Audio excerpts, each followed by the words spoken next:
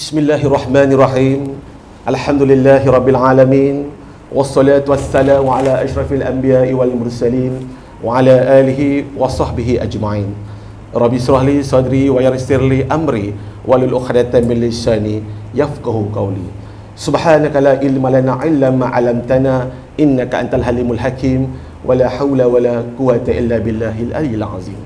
Assalamualaikum warahmatullahi ta'ala wabarakatuh.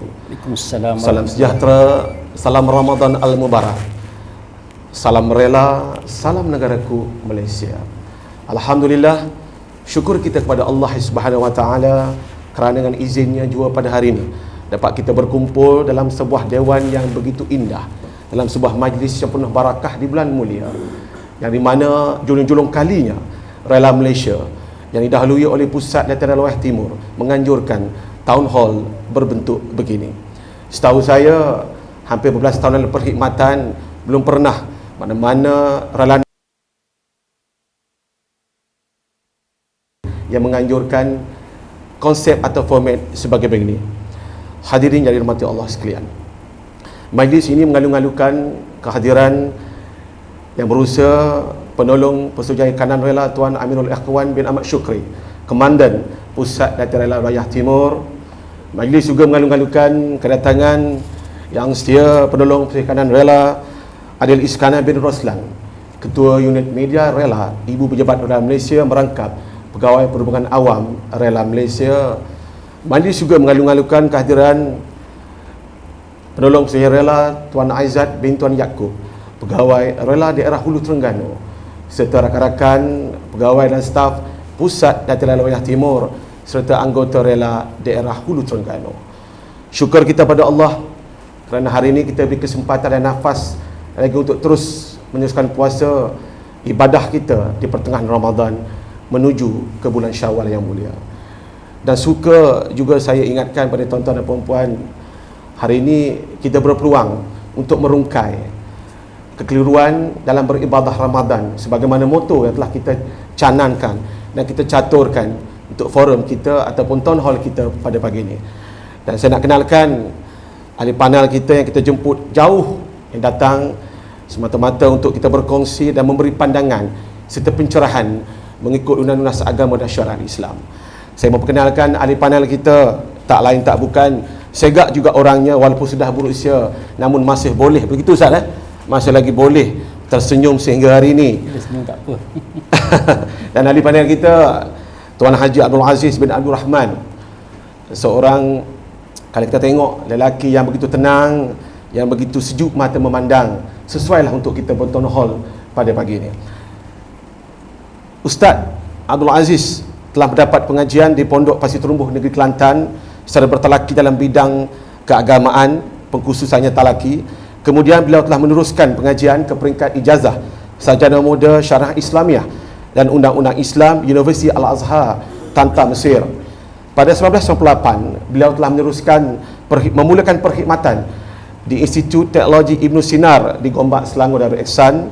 Kemudian menyambung perkhidmatan beliau pada tahun 2000 sebagai pegawai khas Esko Kerajaan Negeri Terengganu sehingga tahun 2004. Beliau juga telah memulakan perkhidmatan sebagai tenaga pengajar pada tahun 2010 di Pondok Darul Iman di bawah Yayasan Islam Negeri Terengganu.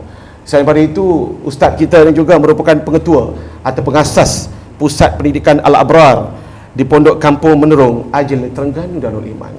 Itulah sedikit mengenai ustaz kita. Bak kata pepatah Melayu, tak kenal maka tak cinta. Jadi pada pagi ni sama-sama kita nak kupaskan, kita nak berbincang, kita nak berdiskusi berkenaan dengan Ramadan. Dan pada hari ini juga kita ada 3 segmen, di mana segmen Ramadan, fidyah dan juga zakat fitrah. Jadi ustaz, suka saya nak bertanya dengan ustaz di awal mula, pertama mula ni ustaz. Ya.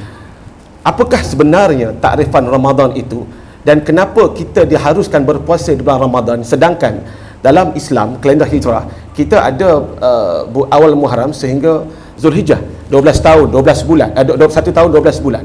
Kenapa kita perlu berpuasa di bulan Ramadan dan apa kaitannya dengan peristiwa-peristiwa Islam yang kita semua tahu? Dipersilakan Ustaz. A'udzubillahi minasyaitonirrajim. Bismillahirrahmanirrahim. Assalamualaikum warahmatullahi wabarakatuh. Waalaikumsalam warahmatullahi. Alhamdulillahi rabbil alamin wa bihi nasta'in wa la udwana illa 'alal zalimin. Wassalatu wassalamu ala asyrafil anbiya'i wal mursalin wa ala alihi wa sahbihi ajma'in. Amma ba'du. Alhamdulillah. Pertamanya syukur kita ke hadrat Allah Subhanahu wa taala kerana kita dapat bersama-sama kita pada pagi ini di dalam majlis tazkirah ataupun majlis zikrullah ataupun majlis kebun-kebun syurga yang dijanjikan begitu banyak pahala. Terima kasih kepada moderator kita yang sanggup bertukus lumuh pergi tempat saya bincang, nak buat program dan sebagainya. Terima kasihlah kepada Wan Nur Fikri, Yes, sir. Biman Omar. Begitu juga kepada komandan kita penolong Suruhjaya kanan rela Amirul Ikhwan, yang saya memang kenal sangat dengan dia, dia pun memang kenal sangat dengan saya lama dah. Yes, sir. Acak kali dah kita buat program kan. Kemudian penolong Suruhjaya kanan rela Adil Iskandar bin Roslan, mana saya tahu. Kemudian Persuruhjaya rela penolong Suruhjaya rela Tuan Aizak bin Yaakob bin Tuan Yaakob. Minta maaf lah kalau silap sebut apa kan. Kemudian seterusnya kepada kaki tangan muslimin muslimat, hadirin hadirat. Mudah-mudahan kita semua dirahmati Allah Subhanahu wa taala. Amin. Insya-Allah kita semua dalam keredaan Allah, dan Allah taala kira mudah-mudahan Allah taala kira kita pada pagi ini kiraan pahala di dalam bulan puasa. Kita duduk sini, duduk dalam keadaan mengumpul pahala di dalam bulan Ramadan ini, insya-Allah. Insya-Allah. Jadi persoalannya kita pada pagi ini, pertamanya kita tahun ini macam tahun-tahun lepas. Apa dia macam tahun-tahun lepas? Masuk Ramadan puasa, masuk Ramadan puasa. Ya, Ustaz. Tahun lepas pun begitu juga. Cuma kalau kita tengok bulan ni, kita puasa hanya 28 hari sahaja. Bulan ni 28 hari saja. 2 hari lagi bulan 5. Tahan Ustaz kita. Ya, Ustaz. Lambat takak juga tu. Betul tu. Puasa mungkin puasa Ustaz, mungkin puasa. Puasa bulan ni 28 hari. Allah kata sedap dah tu, raya cepat. Jangan raya cepat, nanti dulu 2 hari lagi bulan 5 insya-Allah. Nampak tu? Jadi persoalannya, boleh kerana tiap-tiap tahun masuk bulan Ramadan puasa, masuk bulan Ramadan puasa. Yang pertama sekali nak jawab je, kalaulah ditakdirkan syariat kita ni puasa bulan Muharram, maka forum kita dalam bulan Muharram kita akan tanya, sebab apa puasa bulan Muharram tak puasa bulan lain? Jadi yang sebenarnya tak habis semua, tak begitu? Tak habis semua dia punya soalan tu. Cuma yang pastinya, yang pertama sekali kita kena serah, kena terima, serah dan terima. Itu maksud Islam kan. Islam tu maksud dia apa-apa satu benda yang disyariatkan kepada kita, kita kena serah dan kita kena terima. Itu makna Islam. Sebab Islam ni dia makna tu. Islam juga makna serah, Islam juga makna terima, dan Islam juga makna selamat. Bila kita serah, kita terima dan kita selamat. Itu yang pertama. Artinya apabila difardukan kepada kita puasa di dalam bulan Ramadan, Maka kita serah dan kita terima seadanya. Cuma di sana, oleh kerana kita ni manusia, kita ni beriman, kadang-kadang kita nak tahu juga sedikit sebanyak, walaupun tak tahu habis dia punya hakikat ataupun apa maksud, apa sebenar. Walaupun serah, walaupun kita terima, walaupun kita serah, tapi nak tahu juga macam orang bagi duit kita lah. Ya, Ustaz. Orang bagi duit kita, ambil ni siapa surat ni, apa ni duit, berapa 500. Nak tahu juga dari mana. Memang kita nak duit tu. Kalau tanya ni walaupun bukan RM500, RM1 pun orang nak. Saya di PT duit banyak dah, tapi kalau orang bagi RM1 pun saya ambil. Nak kan? Tapi bagi 500 mesti tanya. Bubuh dalam poket ni, bubuh dalam poket, tapi tanya, ambil mana, siapa dia bagi? Nak tahu juga. Tak soal lah. Tak soal lah, ambil je lah, orang bagi ambil je lah. Dah tak puas hati. Itu yang moderator kita tanya awal-awal lagi. Bulan Ramadan ni. Nampak? Jadi terpaksalah kita kena ada soalan begitu, dan terpaksalah kita kena rungkai sedikit saja. Jangan rungkai banyak sangat. Itu kerja Allah Ta'ala, syariat dia, Nabi Muhammad kan. Jadi Ramadan ni, puasa Ramadan ni dia jatuh kepada tahun yang kedua daripada hijrah. Artinya syariat sungguhnya dengan makna pensyariatannya, kewajipannya puasa selepas daripada Nabi hijrah ke Madinah selama 2 tahun selepas ada hijrah, barulah turunnya ayat Ya ayyuhalladzina amanu kutiba alaikumus siyam kama kutiba alal ladzina min qablikum la'allakum tattaqun. Ayat tu ni dia jadi ayat yang paling masyhur dah kalau bulan Ramadan. Panggillah ustaz-ustaz mana mari ceramah, hak ustaz hak barang yang tak hak hebat pun dia bacalah ayat tu. Jadi suhu, dan kadang-kadang di kalangan kita ni ramai ada orang ingat dengan ayat tu. Macam baca Qul Huwallah juga ayat tu. Ayat yang paling masyhur. Ayat ini diturunkan di Madinah, bukan diturunkan di Mekah. Nabi lahir, Nabi dilantik menjadi Nabi, menjadi Rasul di Mekah selama 13 tahun. Kemudian barulah dia hijrah. Tak wajib lagi, ayat ni tak turun lagi. Tak turun lagi. Bila pergi ke Madinah, bila pergi hijrah Madinah, 2 tahun duduk, barulah turun ayat ni. Kita nak kenal ayat Madinah dengan ayat Mekah, ada beberapa perkara, tapi kita nak sebut cara ringkas sikit. Ayat yang bila sebut ya wahai orang-orang beriman, ni Madinah. Lepas pada hijrah lah ni. Nampak? Kalau di Mekah tak buat mari, tak turun ayat ya ayyuhalladzina amanu, hai orang-orang beriman. Ya ayyuhal kafirun, tu Mekah. Ya ayyuhan nas, wahai manusia, tu Mekah. Hei orang kafir, Mekah. Hei manusia, tu Mekah. Kemudian yang keduanya, beza di antara ayat Mekah dengan ayat Madinah.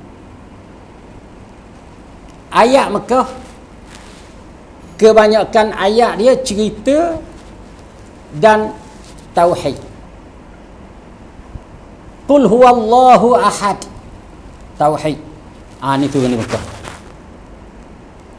Bab hukum, mewajibkan satu-satu hukum.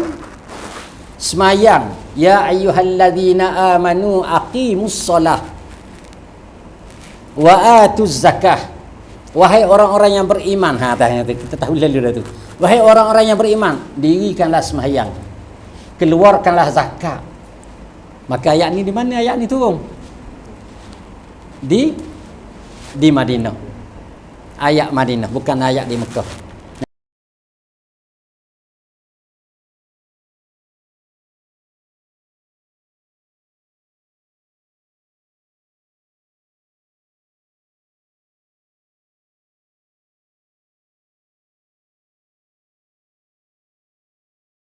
Nampak tu? Jadi puasa, turunnya ayat puasa yang mewajibkan puasa ialah ya ayyuhallazina amanu kutiba alaikumusiyam, wahai orang-orang yang beriman, difardukan ke atas kamu berpuasa. Saya tak sangka pula panel kita ni kelakar juga orang ya. 28 hari bulan ni Ustaz, betul. Kadang-kadang kita tak terfikir. Mungkin kerana kita sama-sama penat berpuasa Ustaz kan. Ya. Jadi Ustaz, bila kita bercakap soal Ramadan, kita bercakap soal puasa, dia tak ada lagi dengan benda-benda yang membatalkan puasa kita. Dan kadang-kadang membatalkan puasa ni kita tengok banyak mengikut persepsi masing-masing dan mengikut budaya kampung masing-masing atau tempat masing-masing. Contoh saya adalah contoh seperti kita berjimat di bulan Ramadan Ustaz. Dan ada kata-kata rakan-rakan kita yang mungkin sebagai satu sindiran ataupun gurauan bila kita kata jom kita berbuka puasa, daripada kita berbuka minum air baik kita buka ngejimuk. Dan kita nak tanya Ustaz, dari segi hukumnya berjimat bulan Ramadan ini apakah kesannya kepada kita dan hukumnya dalam Islam, dan dari segi wanita tu sendiri sebagai isteri, kita tahu isteri kena patuh pada perintah suami.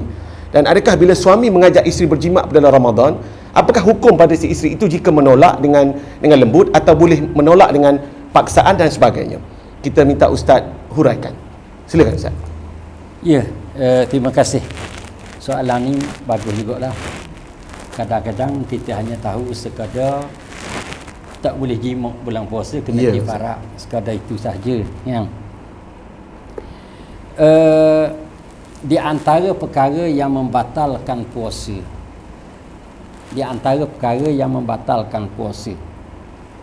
yang pertama, memasukkan sesuatu ke dalam rongga yang terbuka. Okey. Memasukkan sesuatu ke dalam rongga yang terbuka. Rongga yang terbuka kita ini tak banyak.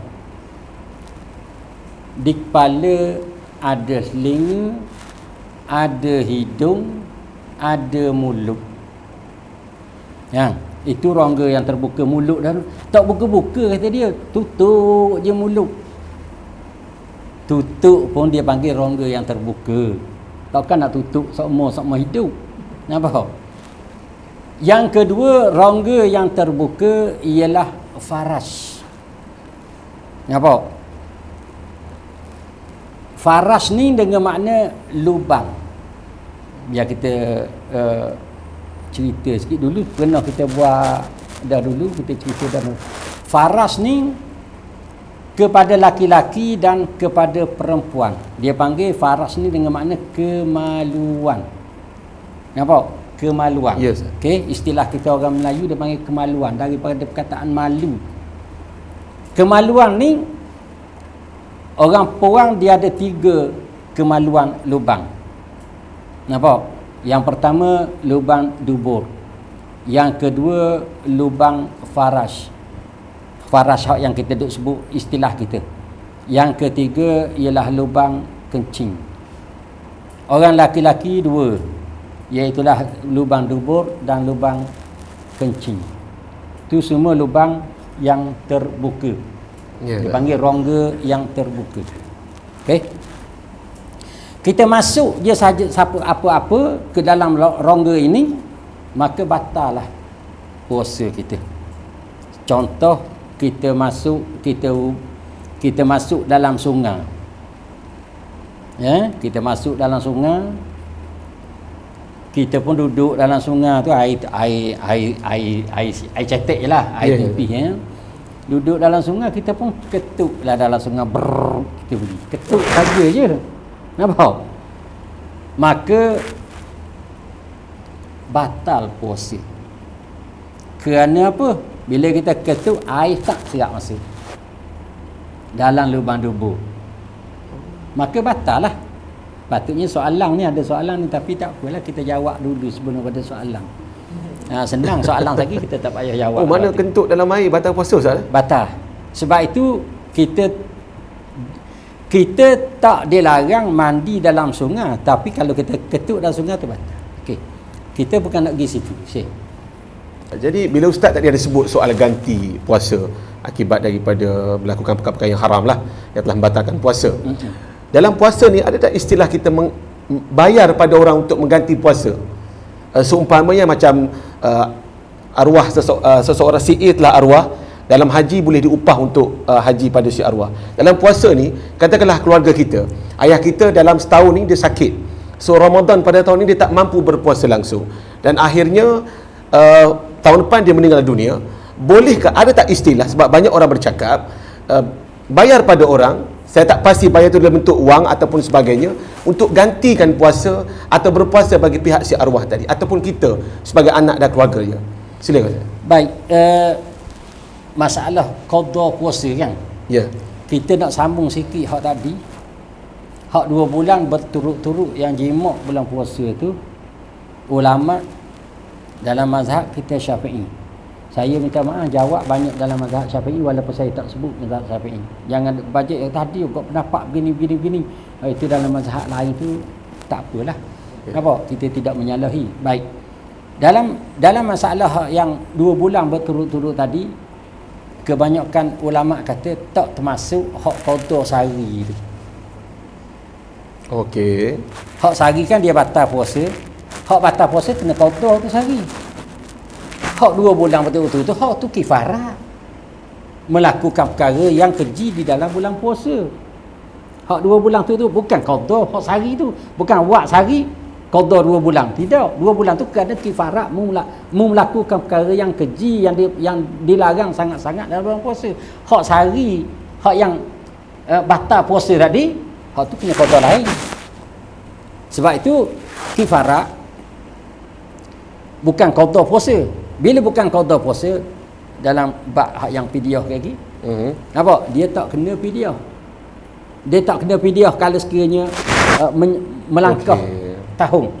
Apa? Tapi kalau hak yang sehari ni dia tak buat dalam tahun ni, lepas dia puasa tak buat sehingga jumpa puasa pula dapat tak buat lagi, maka dia kena fidyah. Okay. Fidyah dan wajib qada. Okey, hak tu kita bincang dalam bab fidyah kayak gini. Hak ni wajib. Kemudian salam apa tadi? Ganti puasa. Upah orang untuk ganti puasa. Upah. Jadi hak upah orang puasa, dalam mazhab kita Syafi'i, semua jumhur kata tak ada upah puasa ni. Cukup dengan sekadar fidyah sahaja. Dalam mana-mana hadis sebut fidyah sahaja. Sahabat ada yang tidak puasa. Sebut sahabat tidak puasa ni berat sikit kan. Bukan maksud sahabat tak puasa. Ada sahabat seperti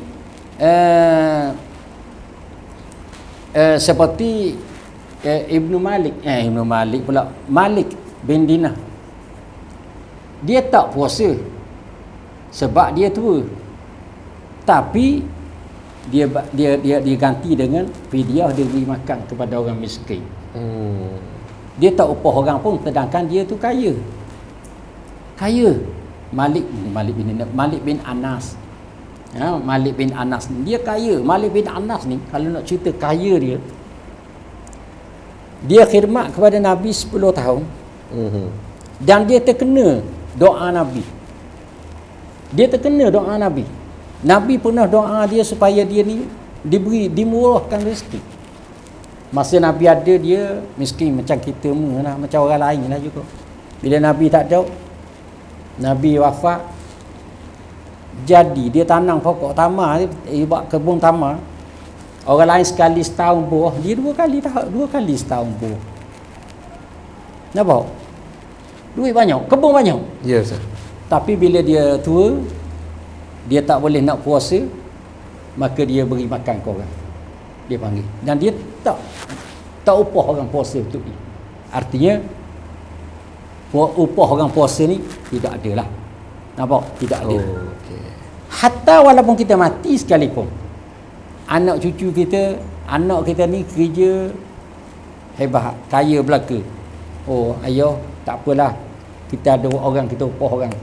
Nampak? Yes. Yang upah orang ni, ibadat yang boleh upah orang hanya satu je. Buat haji, buat umrah. Itu istimewa. Nampak? Istimewa. Hak lain tak ada. Begitu juga bab semayang fidyah, semayang apa kan. kebanyakan ulama kata tak ganti dah semayang tu. Ya. Tapi ada juga di kalangan segelintir ulama dalam mazhab Syafi'i, kalau bab semayang, sebab bab semayang ni dia kata boleh kita gantikan semayang fidyah, semayang ganti. Ayah kita tak semayang berapa tahun dulu, maka boleh ganti. Itu segelintir sahaja. Tetapi kebanyakan tak. Macam puasa tak ada. Tak boleh nak ganti, bayar fidyah sahaja cukup. Ya, baik Ustaz. Okay, terima kasih kepada Ustaz atas kupasan dan pencerahan mengenai dengan perkara yang membatalkan puasa. Sidang penonton yang dirahmati Allah sekalian, sebelum kita buka ruang untuk sidang penonton bertanya, soalan bagi segmen pertama, ada satu lagi keraguan Ustaz dalam kita nak memecah kebuntuan kita di bulan Ramadan ni. Sebagaimana kita tahu Ustaz, dalam dunia kita ni bulat, pelbagai negara ada, dan waktu berpuasa tentulah tidak sama. Mungkin Malaysia bermula pada tarikh ini, negara lain bermula pada tarikh lain. Begitu juga tempat-tempat lain. Bagaimanakah hukum kita? Nak tanya dari segi pencerahannya. Katakanlah kita dah berpuasa di Malaysia dah 28 hari, 29 hari. Kita terpaksa keluar negara. Sedangkan kita puasa lagi berbaki 2 hari ni. Kita terpaksa keluar negara, sampai negara tersebut dia orang sambut Hari Raya dah. Dia orang sambut Idul Fitri. Sebab mana dah 1 Syawal daripada negara tersebut. Sedangkan 1 Syawal ni merupakan hari tasyrik, kita tidak boleh berpuasa. Jadi adakah kita perlu meneruskan puasa kita sebagai orang Malaysia walaupun kita duduk di negara luar pada waktu itu, ataupun mengikut waktu penjadualan raya di tempat itu? Silakan Ustaz.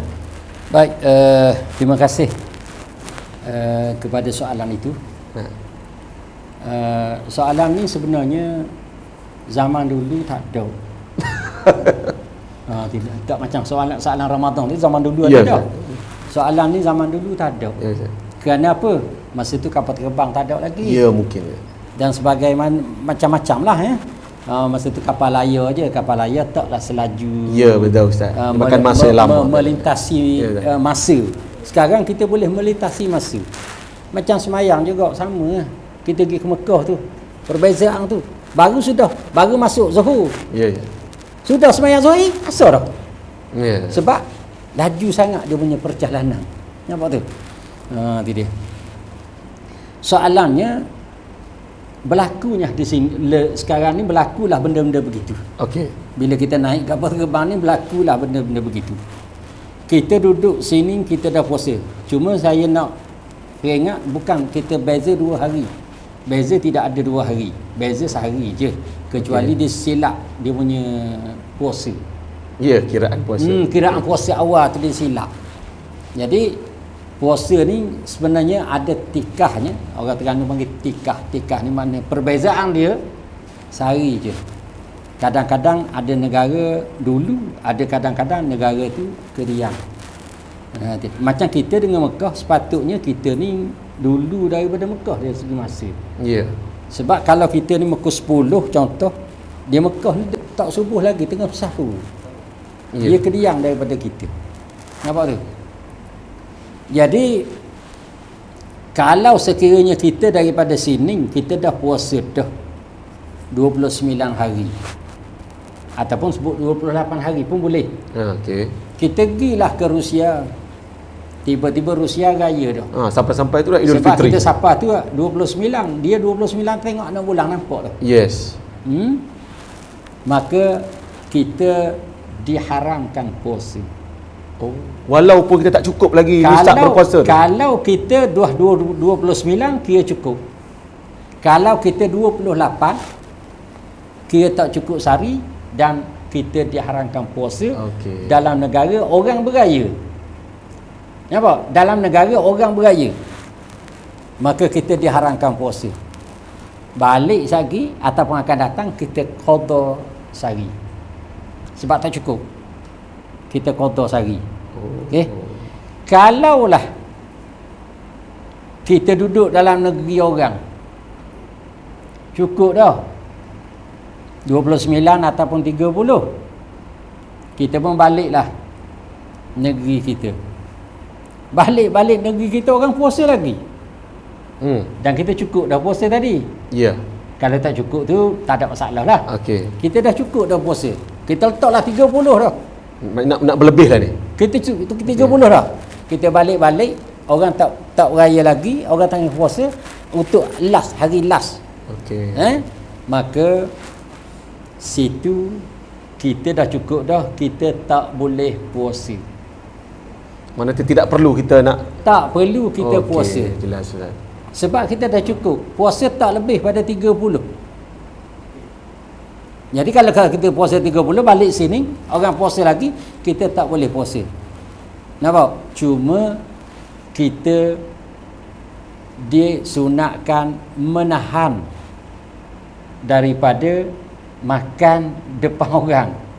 Jangan duk makan jadi fitnah dan sebagainya, macam-macam hal lah. Jadi kita sikit, aku tak puasa dah, tapi jangan kita puasa. Kita tak puasa dah sebab kita cukup dah. Maka hal ni tak perlu qada.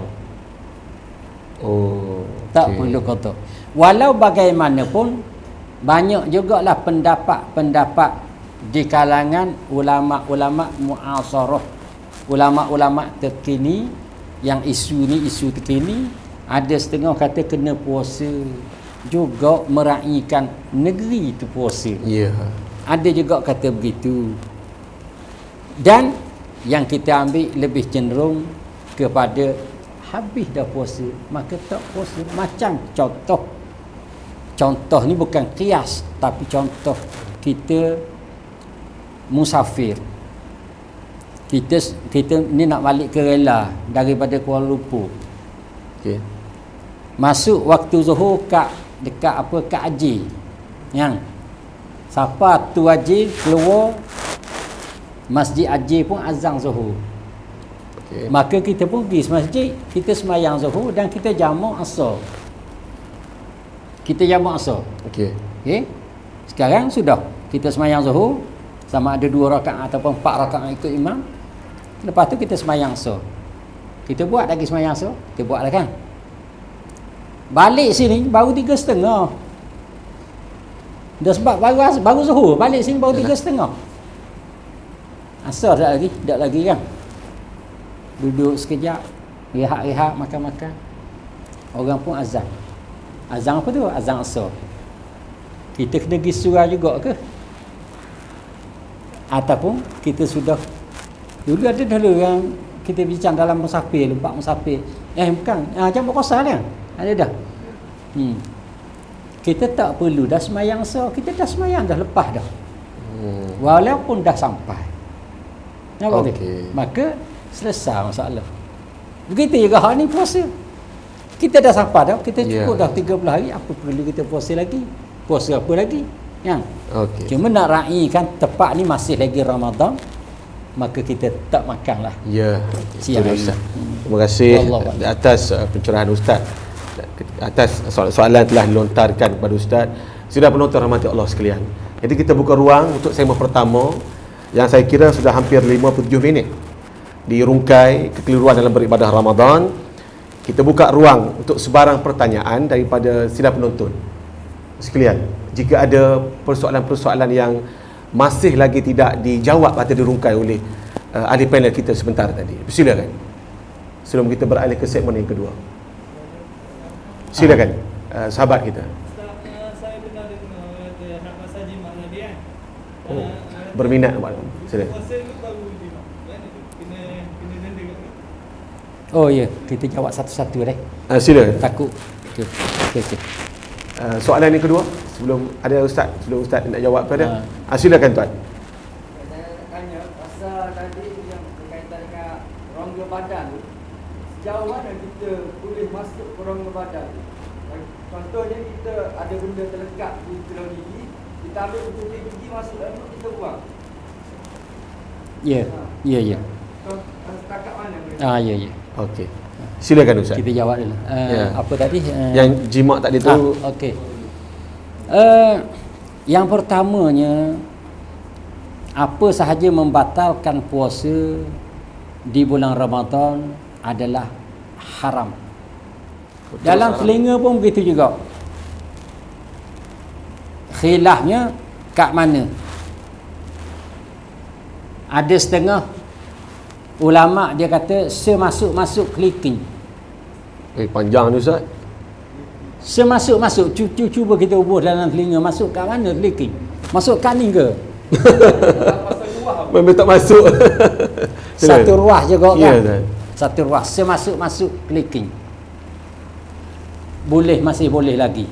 Ada Okey. setengah ulama boleh masuk sampai ke dalam sehingga jangan melebihi gegendang telinga. Ya. Cara ihtiyat kita, kalau tak ada pedah, tak ada kata, tak ada benda tak sedut galak lah. Dia orang kata, dia orang galak ni. Nampak? Dah ada kata nak galak apa? Ataupun kalau kata, masuklah. Jari clicking, sakat kat mana boleh masuk. Kalau kita ukur dengan pengorek telinga tu boleh ke? Dengan jarak jari kita tu. Bukan Ha. maksud satu jari clicking ni. Bukan makna satu jari clicking dia punya ruas panjang. Maknanya kita masuk sakat mana jari clicking kita boleh masuk. Hak depel je lah. Sekali je Yalah, betul lah. hak boleh masuk. Oh, okey. Nampak tu? jelas. Sebab tu ada setengah ulama kata kalau masuk dengan kapas, Batal. kalau tak sampai kepada gegendang telinga masih lagi tak batal. Cuma saya sebut tadi kalau kita ihtiyat, Ya. cermat, kena jaga jangan masuklah. Ya, Ustaz. Jangan masuk. Kita ambil hak yang khilaf. Silakan. Sekarang ni kita ibu-ibu mesti tahu ni dia ada kadang-kadang dia dah belajar puasa umur 7-8 tahun ni, lepas tu dia semua ada satu ubat tu dia tu dia spray awak panggil apa? Ya, tembak. Ada. Tembak hidung untuk keluarkan. Sinus tu. Dia masuk ikut hidung di kanan, lepas tu dia akan keluar ikut kiri. Ya. Ubat tu spray tu. Untuk apa tu obat tu? Dia macam semua yang Dia untuk cuci sinus dalam ni, dalam rongga hidung kita ni, Ustaz. Baik. Yang pertama sekali, buat apa yang pergi cuci tengah hari gitu? Tak cuci masa tadi, masa sahur. Dah. Dia buat soalan, kita pun buat soalan. Pandai juga, saya pun pandai juga buat soalan. Yang pertama. Yang kedua, tak boleh dah ke? Tak boleh nak ni apa dia panggil? Tahan. Tak boleh nak tahan Ya, dah ya. ke sampai ke buka. Yang kedua. Yang ketiga, kalau tak bubuh boleh jadi kebulu ke, boleh jadi mati ke, boleh jadi darurat ke, boleh jadi apa. Sebab dia kadang-kadang budak-budak tu, Ustaz, dia akan jadi pernafasan akan terganggu. Bak kata komandan saya, dia akan jadi Yang terganggu. Yang keempat, tidak ada dah ke obat-obat lain yang boleh masuk yang bukan zat ataupun bukan apa panggil dah bukan berbentuk benda seperti perangin saja, Okey. macam wik dan sebagainya. Tak boleh dah ke benda begitu. Ini kena rungkai soalan-soalan tu dulu, barulah ada jawapannya. Jadi kalau sekiranya Semua keadaan tu semua tak boleh, tak boleh, maka dibolehkanlah. kalau sekiranya keadaannya tak boleh, terpaksa kena masuk juga Ya. benda tu. Dan masuk tu hanya setiap masa, setiap umur hidup, ataupun masa bulan puasa je ke kena, macam gastrik moden tu. Okey. Nampak? Bulan puasa Okey. je ke kena. Kalau hanya bulan puasa je kena, maka batal puasa dia, kena qada juga. Ya. Kecuali dia memang gitu dah. Memang Ya. gitu. Belum tak puasa pun kena buat. Pagi kena buat sekali, tengah hari kena buat sekali, petang kena buat Ya. sekali, malam kena buat sekali, contoh. Ataupun siang kena sekali, malam kena sekali. Kalau tidak kat jeng lah. Dia buat Maka dia. dibolehkanlah. Dan dia bukan bulan puasa pun nak. Kalau kita qada pun jadi gitu juga. Okey. Nampak? Maka jawapannya dibolehkan. Okey. Dibolehkan. Dan tak kena qada lah. Kalau qada kena jadi gitu juga. Cuma ulama-ulama sebut kalau sekiranya perkara yang tak dapat tidak tiba-tiba batal dalam masalah puasa, dia kena kifarat jugalah kalau tak boleh nak qada. Kena kifarat juga. Dia tak macam semayang. Semayang contoh dia macam orang puang haid kan. Dia tak boleh nak semayang, tak boleh semayang, maka dia tidak boleh qada, tak payah qada. Ya. Nampak? Ada setengah haram nak qada. Tak boleh qada. Tetapi dalam masalah puasa, orang puang tak ada arah ni. mesti kena tak puasa. Ya, Ustaz. Maka wajib dia kena kotor. Padahal tak puasa bukan aku tak berpuasa, tapi tak dah lena. Penyakit mari. Penyakit kan, darah penyakit mari. Maka dia kena kotor. Begitu juga lah masalah ni. Makna kita kena cari juga apa saja cara untuk tidak menghalalkan cara tadi itulah. Tidak menghalalkan cara. Ya, okey. Saya rasa dah terjawab persoalan daripada Ustaz betul-betulnya. Silakan. Satu rongga lagi Ustaz. Rongga bawah.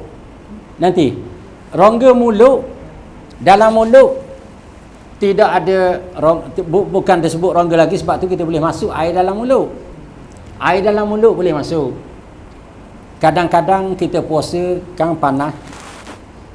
Tempat kita ni betul lah panas juga, tapi taklah panas sangat, bawah 33 darjah Celsius je. Negara lain sampai ke 40 lebih dan 50 lebih darjah Celsius ada. Terpaksa kena bubuh air dalam mulut, buang. Ya, Ustaz. Terlampau kering mulut, dibolehkan. Jadi makanan ada dalam mulut, kita boleh cokeh, boleh congkil, cabut, buang, tak batal. Nampak? Makanan yang ada dalam mulut ada sikit-sikit berasa campur dengan air liur, tapi tak tahu duduk di mana, ada dalam air liur. Kalau kita telang air liur itu, yang kita rasakan bahawa makanan tu ada, batal. Nampak? Kemudian pencokeh gigi kita tu, kita cokeh tak ada pun makanan, kita buat keluar, cokeh sini pula, tak ada, kita buat keluar, cokeh sini pula. Dan cokeh gigi yang daripada kayu tu kan dia basah, maka campur dengan air liur dalam, air liur di luar tadi, di luar rongga dah tu, masuk balik dalam, dia ke makhluk asing dah. Campur dengan air liur dan kita telang air liur tu, walaupun tak ada makanan, batal. Bahaya juga, Ustaz. Macam contoh dalam kitab-kitab dia buat contoh apa? Jahit baju raya. Orang puang lah biasa jahit baju raya. Nak masuk benang dalam jarum tu bukan senang. Nampak? Pak dia petak. Oh tak punya. Tak pula. Petak kali yang kedua tu Confirm, Ustaz. Sehari pun kita buat. Dia basah tu kan. Basah, benang basah, petak kali yang kedua. Hak yang basahan tak dicampur dengan air liur dalam. Kita pun telang, batal. Semudah itu, Ustaz. Semudah itu. Jangan bajet lah kata mazhab tu mazhab ni, saya tak mau bajet gitu. Ya, silakan, Pak.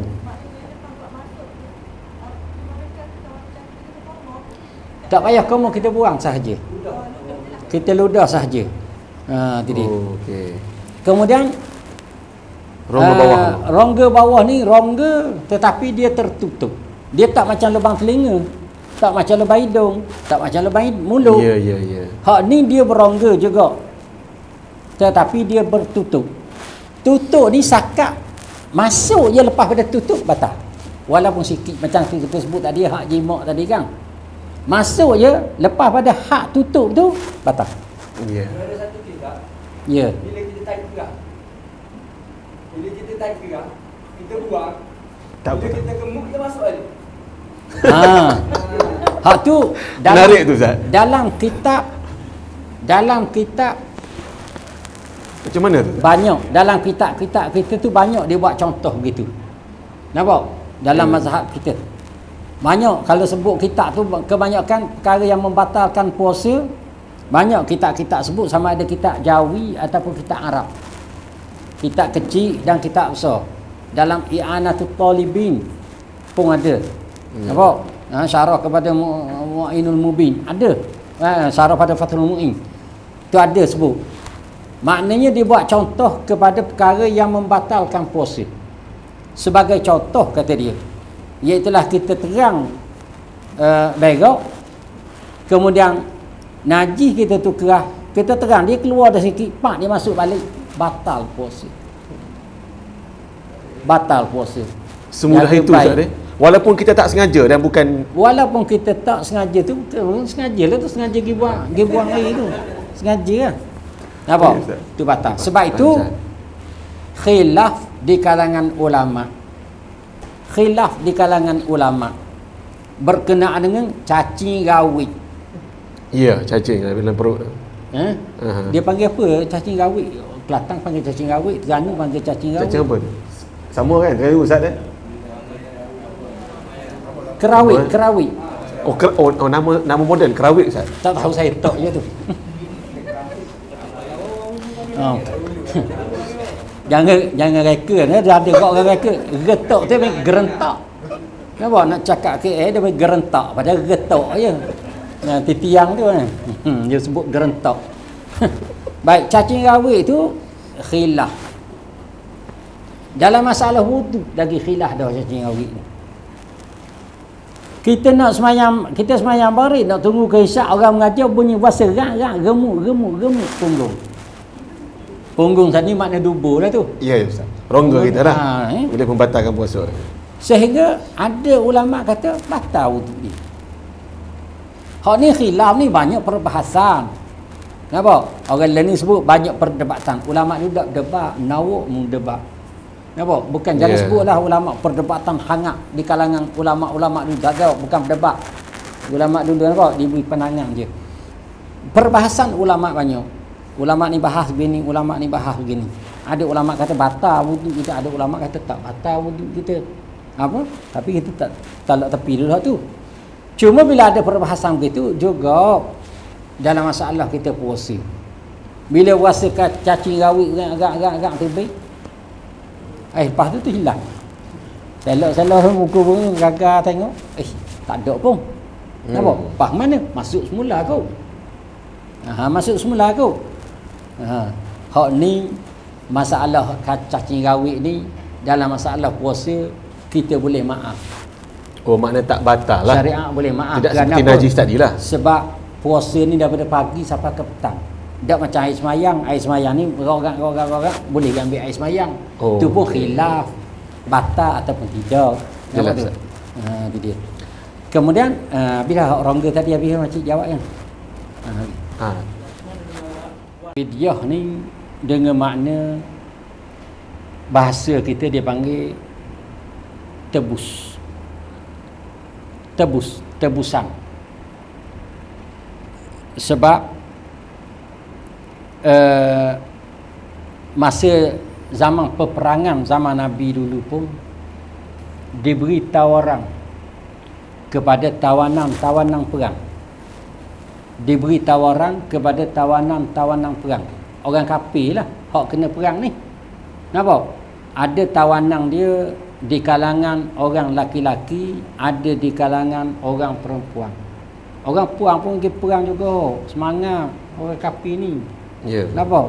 Dia tukang masak, tukang rawat dan sebagainya. Bila perang kalah tawan lah. Bila tawan diberi dua kata putus kepada tawanan tadi.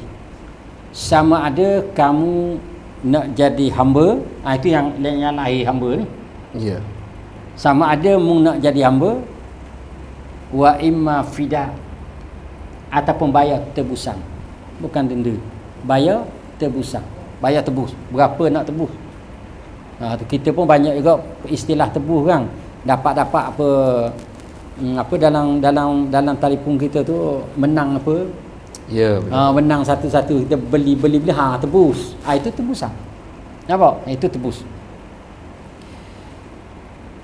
Ada juga kita betul sikit fidyah ni orang kata denda. Fidyah bukan denda. Dia kata macam kifarah. Kifarah ya memang makna dia denda. Nampak? Pembersihan denda secara pembersihan. Tetapi fidyah ni bukan denda. Saya kira masuk macam bak zakat. Ya. Bukan denda, bukan tebus yang. Itu istilah lain pula. Okey. Jadi kifarah tu denda. Fidyah tebus. Artinya bukanlah satu benda yang nak memberati. Fidyah ni bukan satu perkara yang nak memberati, nak denda berat.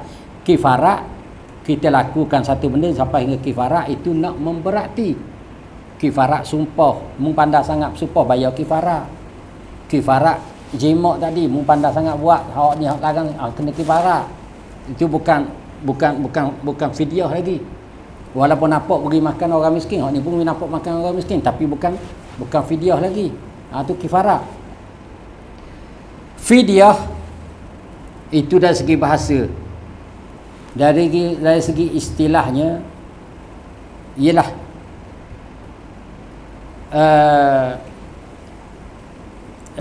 bayaran gantian. Bayaran gantian yang merupakan nilaian atau perbuatan untuk nak menyamakan perkara-perkara yang kita mesti kena lakukan tetapi kita tidak dapat lakukan. Kita kena laku tapi tak boleh laku, tak boleh nak buat. Maka kita kena ada satu tebusan. Nampak? Tebusan. Itu dia. Itu maknanya fidyah.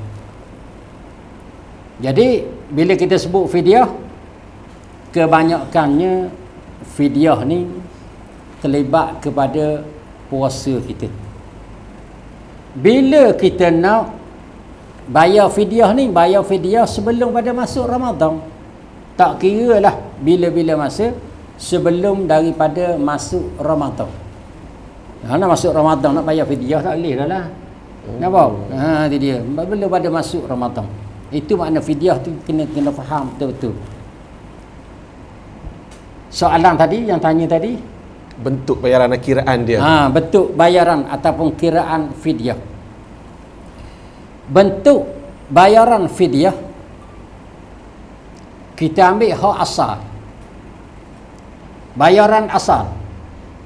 Bayaran asal mengikut mazhab Syafi'i, Maliki, Hambali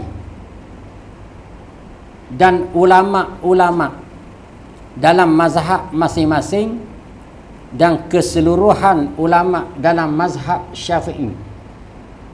Bayaran fidyah ini ialah berbentuk makanan yang mengenyangkan. Berbentuk makanan yang mengenyangkan pada satu-satu tempat. Contoh dia, boleh kita bayar fidyah dengan buah tamar, buah kurma, kalau sekiranya kita tu duduk di Mekah. Boleh kita bayar fidyah dengan beras kalau sekiranya kita duduk di Malaysia, dan seterusnya begitulah. Itu bentuk fidyah. Dalam mazhab Hanafi,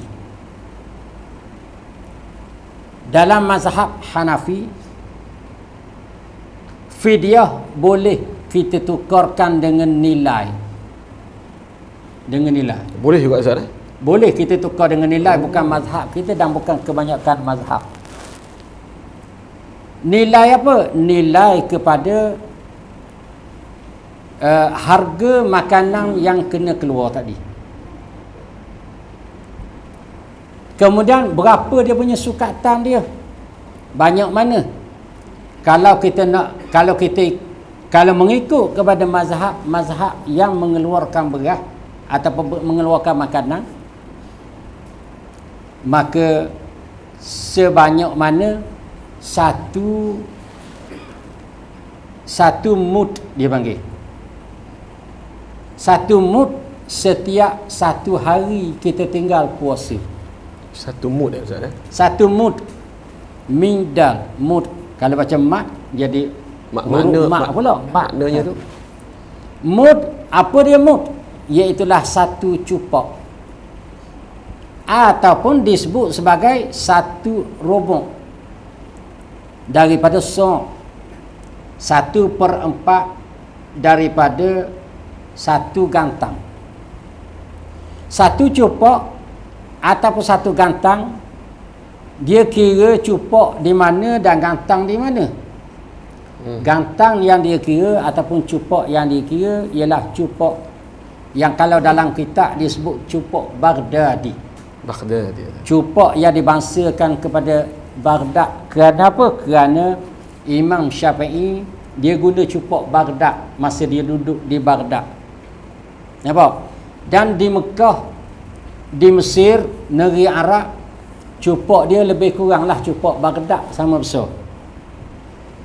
Cuma malangnya bagi kita,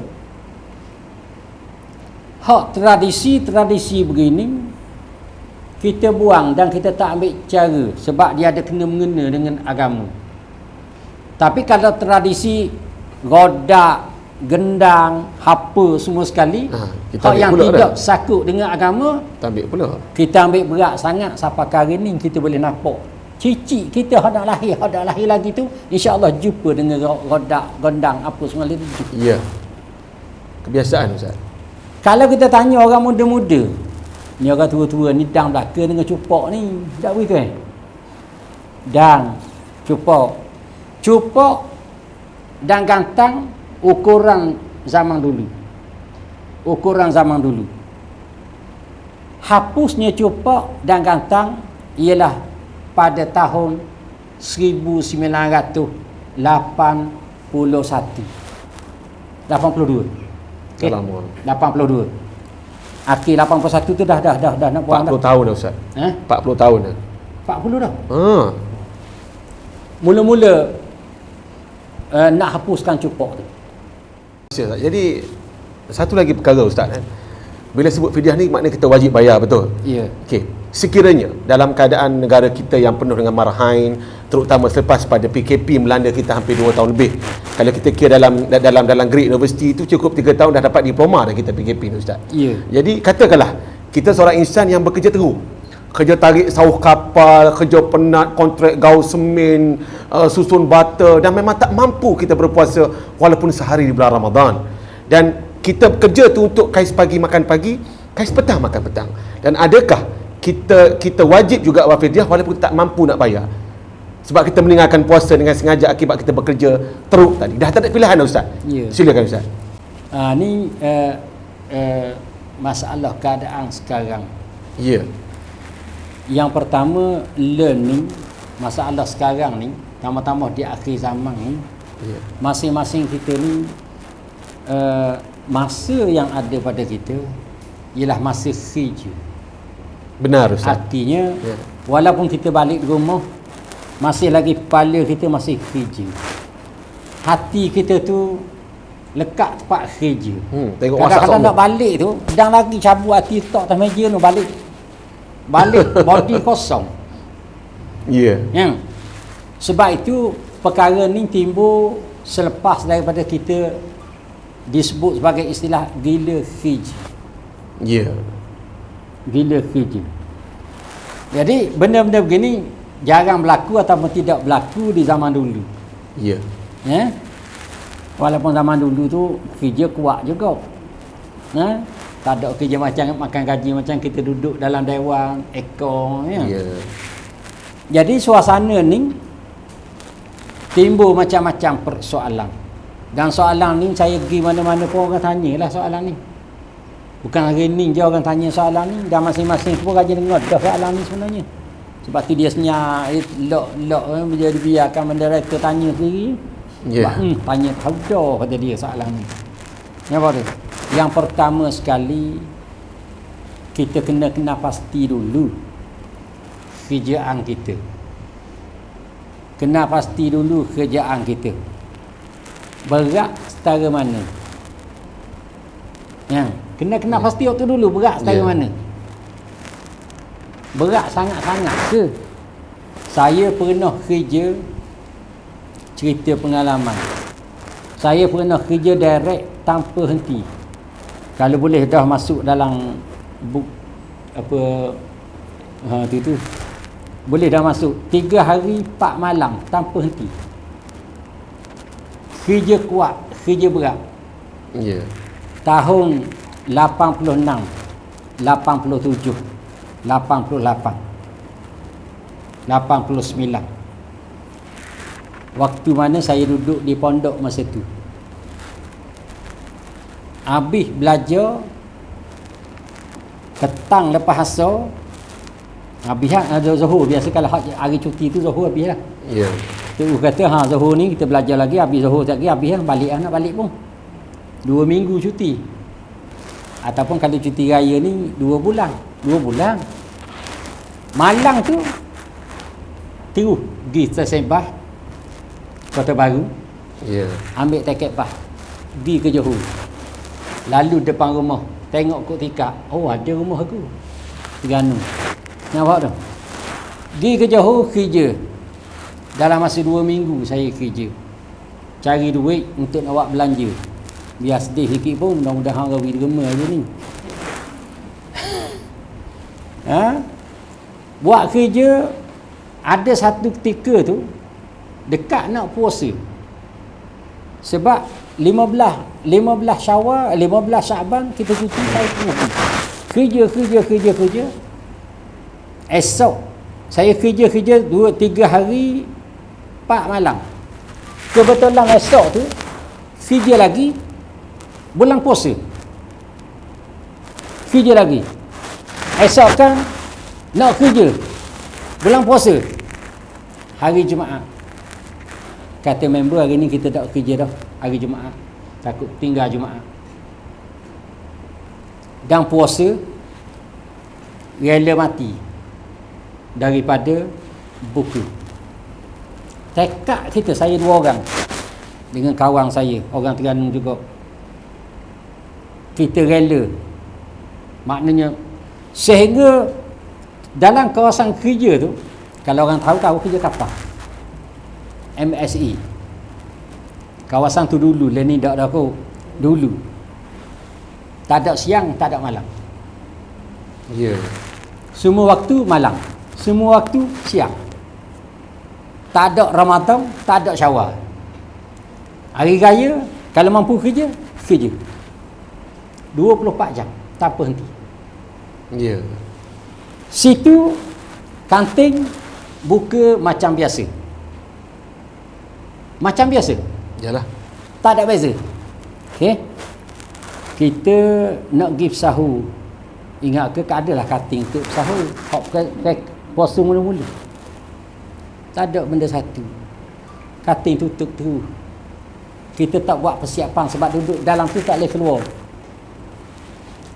Cerita saja ni. Pergi kerja. Pukul 8 masuk kerja. Malang sekarang pukul 5 kita berhenti nak pergi makan. Untuk buka puasa. Pergi kating dekat nak buka puasa. Nasi ada cukup-cukup. Ya. Lauk tak ada. Habis. Orang makan siang hari tak dia lagi. Makanlah kita buka puasa. Pukul 8 pagi kita masuk kerja. Pukul 8 malam. Terawih tak tahu mana halir dah. Nampak terawih tak tahu mana halir. Pukul 8 masuk kerja pukul 8. Pukul 9 perut lapar. Sahur dah, makan buka tadi sikit je. Lapar. Air tak ada. Kebetulan siang hari tu hujan. Atas kapal tu dia ada plastik, dia buat tudung barang.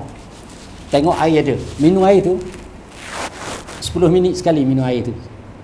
Oh. Pukul 10, pukul 11, pukul 12. Balik pukul 5 nak sahur tak ada. Cuba bayang. Esok kita lagi Jumaat dan kita tak boleh nak kerja. Sebab kita gila kerja dah, masa orang zaman kerja. Tapi saya kerja target nak makan pondok. Nak makan setahun. Sehingga lembek, bos. Oh. Saya pun keluar daripada tempat tu. Saya pergi masjid. Nak tunggu sembahyang Jumaat pukul 11 saya mandi dah. Duduk dalam bilik air, cucu air atas kepala. Nak cerita biar siapa tahap. Yang cucu air atas kepala, lama, sejuk. Komo tak telang air, minta maaf tak telang. Jangan kata saya telang air. Tak telang. Malaikat tengok lagi. Allah Ta'ala tahu. Pada waktu 80-an tu lah. Tu dah waktu tu. Tak telan Tak telang. Lepas pada tu segar, boleh sembahyang Jumaat di masjid. Sudah sembahyang Jumaat, orang lain balik, saya tidur. Bangun tak bangun, sembahyang so, tidur pula, tak lagak. Sudah sembahyang so, buka puasa, minum air 1 teguk sahaja. Habis dia punya tenaga kembali balik. macam biasa. Hikmah puasa. Kalau hari biasa, kalau gitulah 3 pinggan nasi tak jadi apa lagi. Tengah makan berak situ dia tak jadi apa lagi. Tapi bulan puasa alhamdulillah. Sebab itu saya nak tahu soalan tadi, kita puasa apa kerja kita, macam mana, setara mana. Sebab kedok-rokkan kita itu, Ya. kedok-rokkan kita tu masa puasa Ya. campur dengan kemalasan, Ya. ketakbuhan kita puasa. Campur belaka tu Dan dia akan kata- jadi cepat nak buka. Itu yang sebab dia tu. Itu yang sebenarnya. Kawan saya dia puasa setiap hari. Setiap hari. Dia gini, dia nak kahwin sangat-sangat tapi duit tak ada. Mana dia ada matlamat lah. Dia ada matlamat, duit tak ada. Okey. Jadi nafsu dia ada. Dia nak tahan nafsu dia. Nabi kata kena puasa. Jadi dia puasa. Maka dia puasa hari-hari. Dia buat kerja apa? Dia buat kerja muka padi. Okey. Muka padi tengah hari diri. Oi, lelah tu. Tak ada atap. Daripada pagi balik-balik, saya ingat dia balik asar ada. Daripada pagi balik asar dia duduk pondok muka padi. Banting padi tu lah. Puasa hari-hari. Tu puasa Ya, ya. sunat, bukan puasa wajib. Ya, ya Ustaz. Lagi dia mampu lagi. Puasa sunat. Saya dah ingat agak hari-hari. Tak gaji mih puasa. Makna sampai ke tahap itu pun dia masih belum lagi. Masih belum buka lagi. Tu puasa sunat. Okay. Sebab tu saya kata kadang-kadang kita campur dengan kedok-rokkan dengan ketakbuhan kita. Dan kebiasaan kita. Kebiasaan kita. Tu dia. Tak, minta maaf jangan, saya tidak memunahkan bahasa Malaysia. Ya. Tapi saya cuba Mengistilahkan bahasa mempertingkatkan keterengganunan. bahasa Terengganu. Ya, keterengganunan tu Ustaz. Yang pertama, cuba dulu kita puasa. Okey. Jangan cepat mengalah. Baik. Nampak? Kemudian kalau kita tak larat juga, Ya. terpaksa buka, adakah kita buat kerja hari tu sehingga kalau kita tak buat kerja, anak bini kita tak boleh makan hari tu. Hari tu, bukan sampai ke raya. Okey. Hari tu. Maka kalau kita tak pergi buat kerja, ikat bata gaul seming, hak kerja teruk-teruk tu. Nampak? Tak ikat bata gaul seming, maka anak kita boleh makan lagi, boleh buka puasa lagi, boleh sahur lagi, maka tak boleh kita pergi kerja. Tak boleh kita kerja kerana kalau kita kerja terpaksa buka puasa. Kecuali kalau kita tak pergi kerja, anak bini kita hak puasa tu tak boleh nak buka dah kakak. Tak ada benda satu dah. Terpaksa kena pergi cari duit untuk kita nak beli beras, nak beli ikan, nak beli apa untuk anak bini kita. Maka kita kerja dan kerja kuat sehingga kita tak mampu lagi dah nak berdiri lembek lutut dah. Barulah kita boleh buka. Barulah kita boleh buka dan wajib kita qada juga. Maafkan saya mencelah Ustaz. Ya. Bila berkaitan pembayaran fidyah dengan zakat tradisional online, macam kami penjawat awam, kami dibayar gaji oleh pusat. Cuma kami menabur bakti saja di sini. Itu belum dikira lagi yang macam saya bekerja di sini tapi bermau starting di tempat lain. Saya tidak dikira bertausiah sebab saya tidak pernah duduk 6 bulan secara tetap. Jadi macam mana dari segi hukum bayar zakat tu di sini tu? Tempat kita bertugas. Walaupun kita makan gaji persekutuan. Ya. Tapi kadang-kadang sekarang kita tengok Ramai macam je makan gaji persekutuan macam cikgu-cikgu apa. Ya, tu. benar, Sama benar. lah. Tempat dia bertugas. walaupun kadang-kadang kalau macam kita, contohlah kita balik ke kampung kita nak beli baju raya, amil ada di mana-mana, betul lah tuan-tuan? Penonton ada di supermarket, ada di tepi-tepi jalan, depan-depan bank. So kita nak mudah cara, aku zakat tak bayar lagi. So terus bayar di situ. Kita dah tinggalkan negeri Terengganu ni sedangkan kita bekerja di sini. So macam mana tu? Sedangkan tadi Ustaz ada menyebut, mengatakan kalau boleh kita bayar di mana tempat kita berada dan kita bertugas. Ya. Kita terlupa. Kita balik itu raya lah, cuti raya awal. Kita dibandingkan tahun ni ada Ya, ya. macam mana tu Ustaz keadaan tu? Kita masuk bab zakat selalu ke? Tak apa. Teruskan. Nak jawab zakat selalu Teruskan ni, segmen tanya ketiga ni. Ustaz. Baik. Zakat yang pertama sekali, zakat ni kalau boleh jangan kita sebutkan bayar. Oh, tapi perkataan bayar tu dah menjadi kebiasaan kita daripada Ya. dulu lagi Ustaz. Kena ejah. Oh, kena ejah Ustaz lah. Maknanya dia nak sebut istilah apa tu Sebab Ustaz? saya sebut tadi kifarat adalah denda, Kifarah denda, saman kifarat tu adalah saman kena bayar. kena bayar, benar. Fidyah tebusan, Betul, tebusan. bayaran. Bayaran, tebus denda. Zakat tidak ada dalam kitab, dalam Quran, dalam hadis sebut sebagai bayaran. Ya ayyuhallazina amanu aqimus salah wa atuz zakah. Wahai orang-orang yang beriman, dirikanlah sembahyang. Diri makna mengerja, buat. Ya. Keluarkanlah zakat. Ataupun berikanlah zakat. Oh, istilah lain lah. Ya. Nak menggantikan perkataan bayar tu. Kalau bayar dengan makna daribah, cukai. Sedangkan bukan cukai, zakat adalah sedekah wajibah. Sedekah yang wajib. Wajib, zakat fitrah. Sedekah yang wajib. Bukan bayaran ataupun cukaian ataupun bukan denda yang wajib. Bukan denda tapi sedekah yang wajib. Ya. Allah Ta'ala nak beri kita sedekah, nak suruh kita sedekah dengan berbagai-bagai cara. Yang pertama, Allah Ta'ala ataupun Nabi sendiri, syariat kita nak suruh kita sedekah ni, kadang-kadang dia memberi rangsangan kepada kita Ya. dengan janjian-janjian pahala yang besar. Sedekah dengan pahala-pahala yang besar.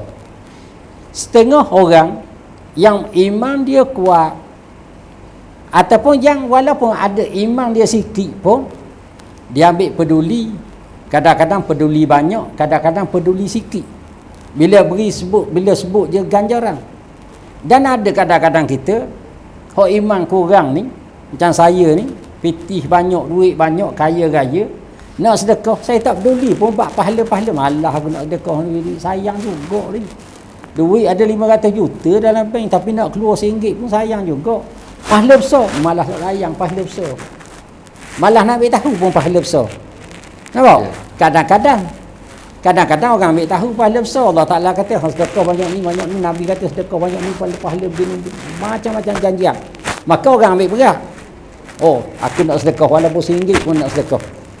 Tahu tak saya kena banjir tu, nak cerita orang beri hadiah, beri batuan Semangat. RM1 masuk dalam bank.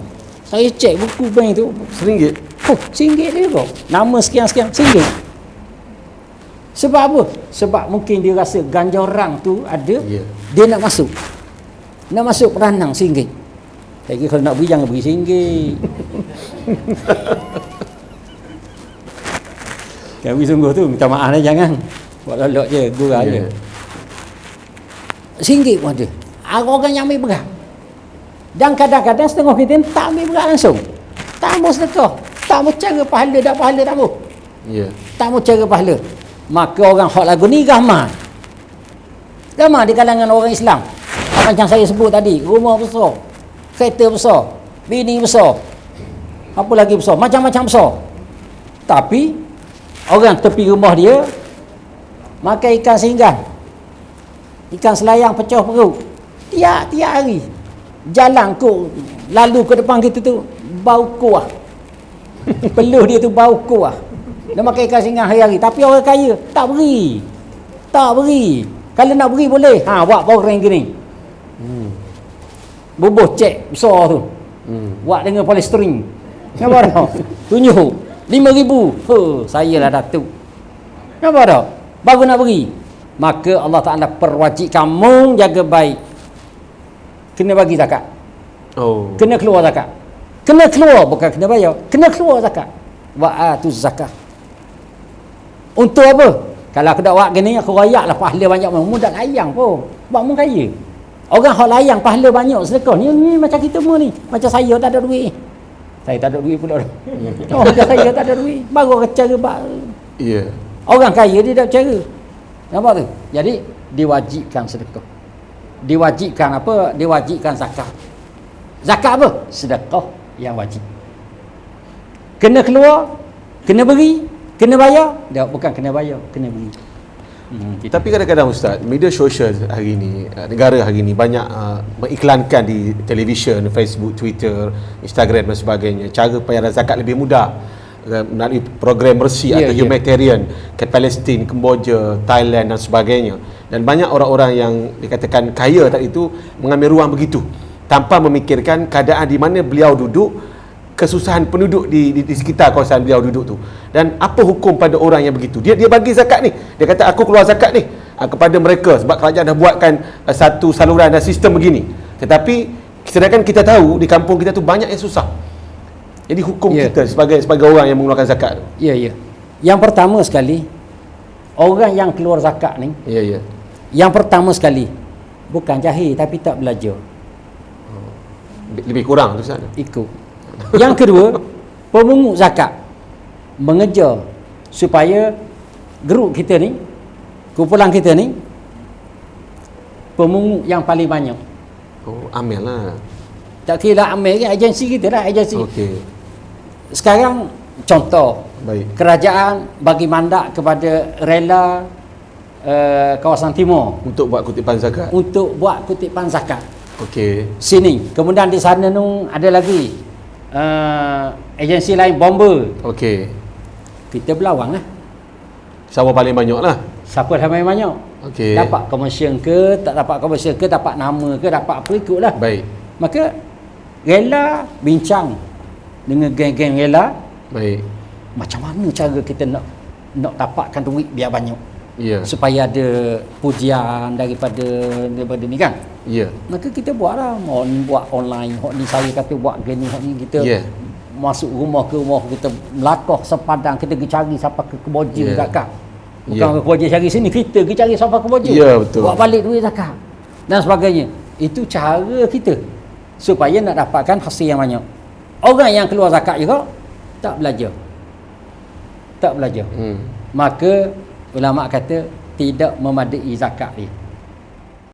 Bila sebut zakat fitrah, maka wajiblah ke atas kita yang mampu untuk melakukan zakat fitrah yang dalam bulan Ramadan setahun sekali ni. Jadi soalan saya, zakat fitrah ni dalam enakmen negeri masing-masing dia berbeza. Ada di mana negeri yang dia buat tahap-tahap rate pembayaran zakat. 3 rate, 4 rate. Ada negeri yang langsam 1 rate. So macam mana pula kalau kata macam negeri saya duduk ada 3 rate. Saya ni kita katakan tadi makan beras yang mahal. Kalau saya pakai zakat rate paling murah, adakah jatuh hukum salah? Jatuh hukum macam mana pada saya sendiri? Contoh Ustaz, silakan. Ya. Sikit soalan hak tadi, nak sambung sikit. Teruskan. Zakat kecuali zakat fitrah. Zakat fitrah kita boleh keluarkan zakat fitrah di kampung halaman kita yang bukan tempat kita kerja. Oh. Tetapi dengan syarat jangan kita kirim duit tu. Duit balik kita tak balik. Ayah, tahun ni tak boleh balik ni. Tak boleh cuti. Nampak? Tak apalah. Kita anak beranak ni ada 20 orang. Anak-anak ni ada 20 orang. Ramai lah. Kali dengan RM7.50. Kira kita mari RM340. Jangan kira. Ayuh kira tu jangan kira. Okey Ustaz. Kira salah. Betul Ustaz. 340. Tak apa ayah, kita masuk duit ni 340. Nak hantar kampung, ayah bagilah ke orang miskin kampung tu. Ataupun ke amir kampung. Tak sah. Oh, tak sah Tak boleh. Tidak diharuskan. Tidak sah. Nampak tu? Walaupun hadis di sana ada ulama yang kata sah, tapi kita ambil cara ihtiyat ni, mazhab kita tak sah. Kecuali kita buat kerja sini 2 hari lagi ataupun malam raya ataupun dekat nak raya pun kita balik. 2 hari lagi nak raya kita balik. Ya. Zakat kita tak keluar lagi sini. Terlupa. Bukan tak terlupa, tak apa. Tak apa. Kita pun keluar di kampung. Sebab kita duduk situ dan beraya di situ. Ya. Sebab apa? Tak apa, sebab kita tak wajib masa 28 Ramadan. Yes. Kita tak wajib lagi keluar zakat. 28 Ramadan tak wajib lagi. Kita duduk sini wajib dah keluar zakat. Tak lagi kan? Tak lagi. Maka tak apalah. Kita balik kampung 29 malam raya. Malam raya jatuh matahari, bermulanya wajib zakat fitrah kita. Bila wajib zakat fitrah kita duduk di mana? Duduk situ. Maka kita keluar di situ. Jadi boleh lah. Dia boleh cari amil situ ke, cari orang miskin ke, apa ke, kita keluarkan dari situ. Itu dia. Kemudian soalan tadi? Rate. Rate. Nilai. Kemudian nilaian zakat. Yang pertama, walaupun kita makan beras basmati ke, barang mati yang boleh makan tu basmati je lah. Nampak? Ya, Ustaz. Walaupun kita makan basmati ni hari-hari, memang gitulah kita. Betul. Memang begitu. Kita boleh keluar zakat, memadai keluar zakat apa yang dirikan oleh kerajaan.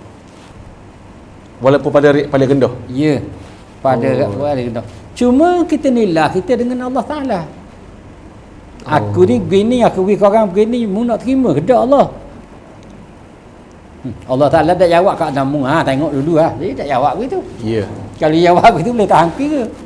Nampak dia tak jawab begitu. Kau nama tu biar tu tak apa lah. Pas kita kira semula, dia ada. Dia tak jawab begitu. Masalah kita lah jawapannya. Jawapan duduk kita. Ya. Aku keluar hari ni, tak sedap ni. Nampak tu? Maka kita pun keluar yang sederhana ataupun yang paling baik. Kita mampu. Paling baik. Itu dia. Sebab itu, Pak kita sebut tadi, zakat ni bukan bayar. Kita jaga juga sikit. Bila kita keluar, kita ada orang, anak berapa? 10 orang. RM7, RM7.5, RM7, RM8. Kita kata. RM3. RM7, RM7.5, RM8. Bila RM7, RM7.5, RM8, kita pilih RM7 lah, senang. Anak 10, RM70. Ya. Tu anak 10, RM70. Ataupun anak sebelah jadi berapa? RM70, RM81. Kadang-kadang kita beri RM70 kita nak keluar zakat, kita beri duit RM100. Oleh kerana dalam kepala kita tu jenis bayar. Dalam kepala kita jenis bayar macam kita beli barang kedai. Baik. Kira-kira ke total pasar raya tu total RM19, RM90, RM99, 90 sen. 10 sen lagi ikut 100. Duk tunggu juga orang resik dengan 10 sen. Resik. Balik 10 sen lagi. Sebab apa jenis? Kira. Bayar. Jenis bayar. Jenis bayar. Kita minta juga RM10 dan dia memang bagi RM10. Zakat bukan jenis bayar, jenis keluar hak wajib dan hak sunat dengan sendiri masuk. Jadi kalau kita keluarkan RM100 nak bayar nak keluarnya 70 je. Tak apalah Amir, tulis 100 lah dalam ni. Boleh. Jangan tulis 70 lah, tulis 100. Saya tak mau balik dah. Bukan saya bayar ni, saya nak keluar untuk pakai miskin. Lagi banyak, lagi baik. Cuma hak yang kerajaan buat adalah paling minimum. Untuk kita pilih. Paling minimum untuk kita pilih, bukan paling maksimum untuk kita keluar. Bukan paling maksimum RM7, RM7, RM8. RM8 ambil. Dia tidak rigid lah. Tidak. Tapi jangan kurang pada RM7. Jangan kurang paling maksimum, paling minimum. Tadi kalau kita tengok perbezaan di antara fidyah ni, kita guna beras sebab ruji di Malaysia ni dia beri atas kesusahan dia, sengsaraan dia. Dia beri lah. Tapi kalau untuk zakat, nampak miskin. Nampak tak? Miskin sungguh, nampak miskin. Saya balik-balik tanya-tanya orang, selidik. Dia ada 5-6 buah ni, kalau nak nilai duit dalam bank, kata dia berjuta. Ratus ribu duit dalam bank. Kita nampak zahir. Sebab itu lebih baik kita beri kepada Amir selamat, beri kepada Amir besar. Nampak? Kalau kita nak bagi orang miskin, kena bagi jangan kurang pada 3 orang. Bagi duit tu. Kalau RM10, RM3. Jangan bagi. Sebab dalam Quran Allah Ta'ala dia sebut lil fuqara'i wal masakin. Fuqara, masakin, Allah Ta'ala buat mari perkataan jamak. Jamak dalam bahasa Arab 3 orang, 3 baru jamak. Dalam bahasa kita, dalam bahasa Inggeris 2 jamak dah, gambar dah. Nampak? Jamak dah. Arab 3. Jadi bila Allah Ta'ala sebut jamak, kena beri 3 orang. 3 orang. Adapun fidyah dah. Fidyah Allah Ta'ala sebut ta'amu miskin. Seorang miskin. Artinya Kalau fidyah kita 60 cupok. 60 hari kita tinggal puasa. Ya. 60 cupok. 60 cupok kita beri seorang je. Kita panggil mu miskin, miskin. Miskin sungguh. Oh miskin kata dia, extra tak ada pakai 3310 je telefon. Ya. Ingat tak telefon 3310 ni? Ya. Ingat kan? 3310 je tu pun masuk air jajaran sekali kata dia. Tak lepas nak bayar miskin. Maka kita pun berilah nelayan 60 cupok ataupun nelayan dia 60 cupok kita kira-kira RM200. Ambil lah RM200. Seorang kita boleh beri. Tapi zakat kita tak boleh beri gitu. Ya. Tak boleh beri seorang gitu. Nampak? Kita kena bagi duit zakat. Itu dia. Boleh? Saya rasa itu dah menjawab pertanyaan daripada sahabat kita. Ada lagi tuan-tuan dan perempuan yang bermakna sekalian soalan? Ya puan, silakan puan. Ya?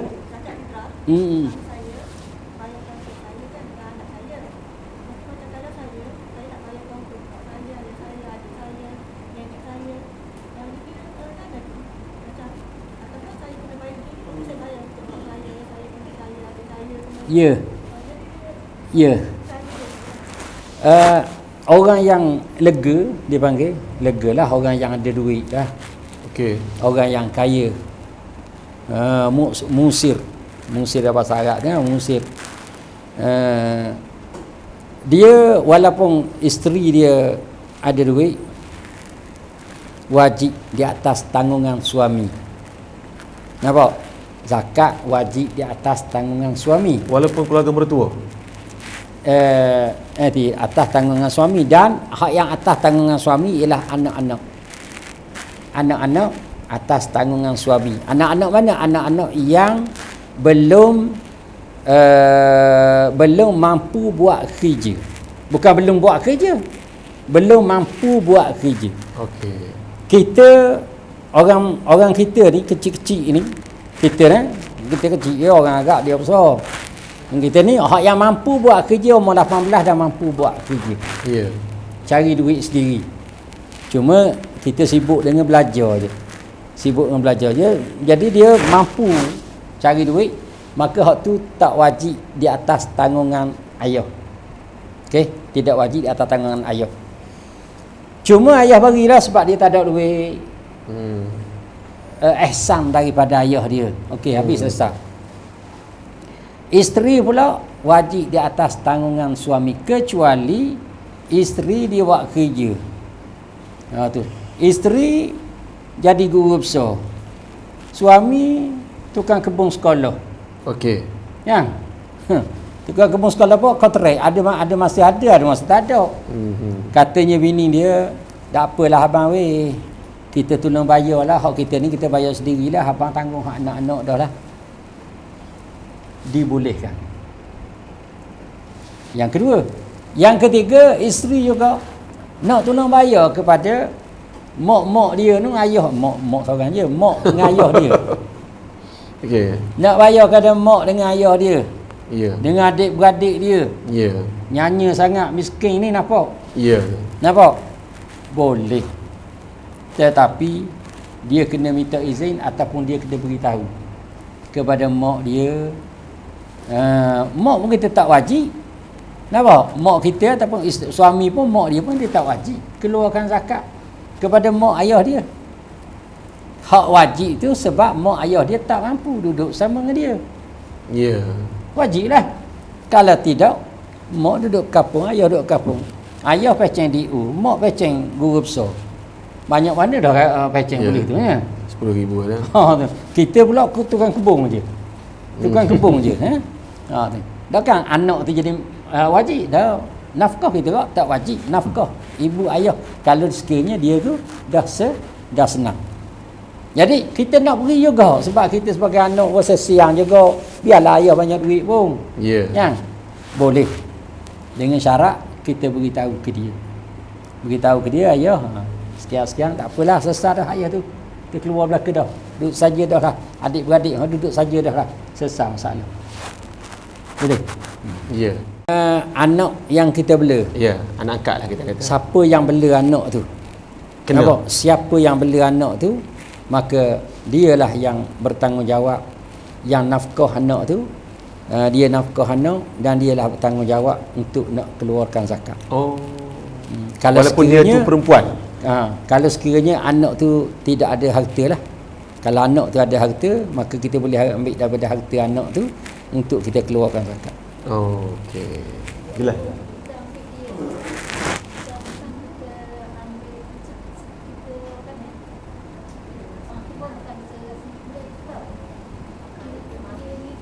Kita kutip lah.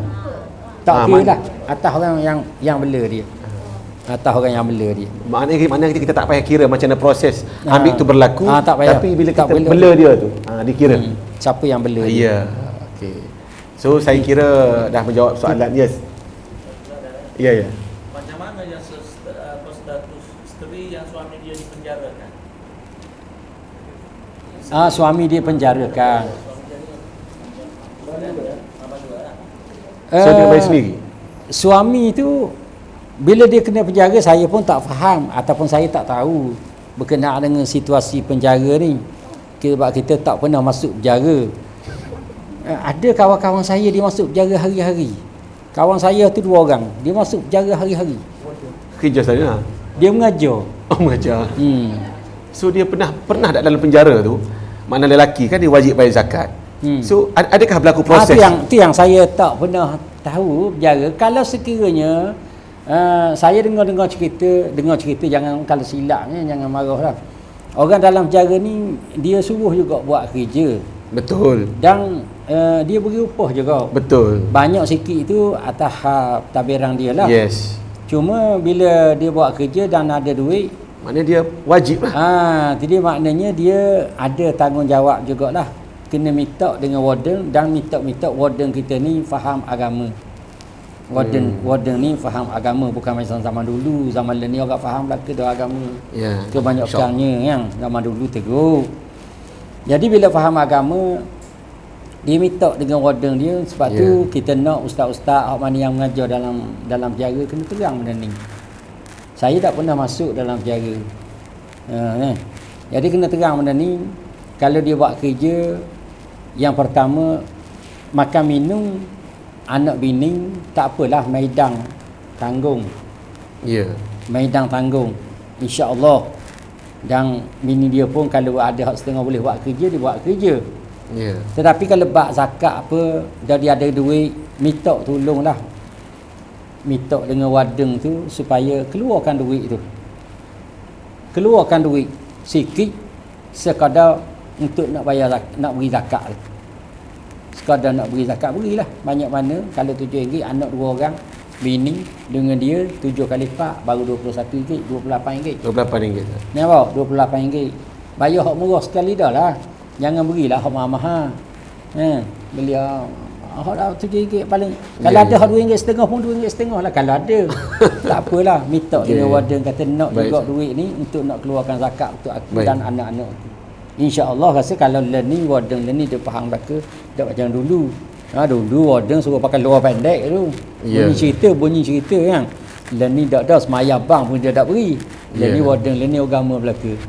InsyaAllah kalau kita buat begitu, ada jalan keluarnya.